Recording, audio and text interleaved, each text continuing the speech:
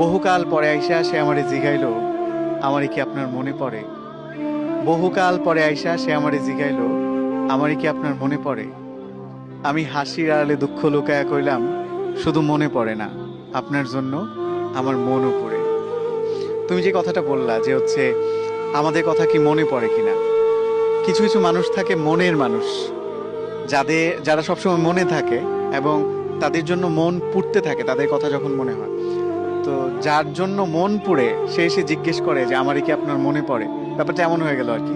আমি আমার একটা কবিতার বইয়ে লিখেছিলাম যে বহুকাল পরে আইসা সে আমারে জিগাইলো, আমারই কি আপনার মনে পড়ে?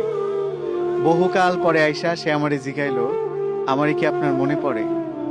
আমি হাসির আড়ালে দুঃখ লুকায়া কইলাম, শুধু মনে পড়ে না, আপনার জন্য আমার মনও পড়ে।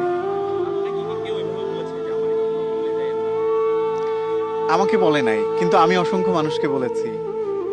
আমি সেই জন্য একটা কবিতাও লিখেছিলাম যে আমারে ভুইলা যায়েন না, ভুল কইরাও যদি ভুইলা যান আমি জানলে কষ্ট পাবো। জীবনে কত অপ্রয়োজনীয় জিনিসই তো আমরা মনে রাইখা দিই। কবে, কোথায়, কোন পথে হাঁটতে গিয়ে হোঁচট খাইলাম, অদেখা তার কাটাই লাইগা শখের জামাটা ছিঁড়া গেল।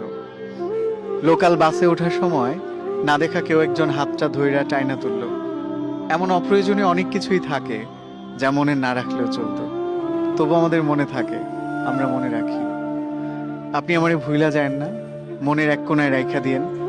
ফুল হয়ে যাওয়া ফোনের স্টোরেজের মতো যদি কখনো মনের মেমরি পরিপূর্ণ হয়ে যায়, যদি স্টোরেজের প্রয়োজনে কোনো কিছু ডিলিট করা লাগে, আপনি অন্য কিছু ডিলিট করেন, তবুও আমারে থাকতে দিয়েন মনে, যত্নে রাখেন কিংবা অযত্নে।